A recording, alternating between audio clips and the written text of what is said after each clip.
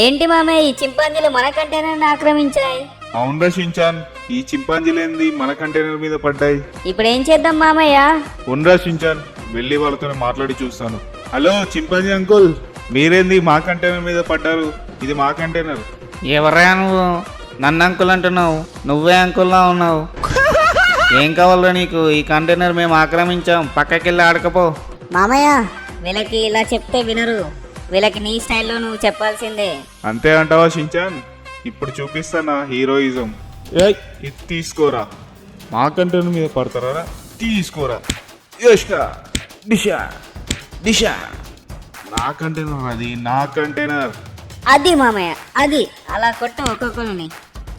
మామయ్య అద్దర కొట్టేసావు కదా మామయ్య, ఒక్కొక్కరిని చిత్తుగా కొట్టేసావు.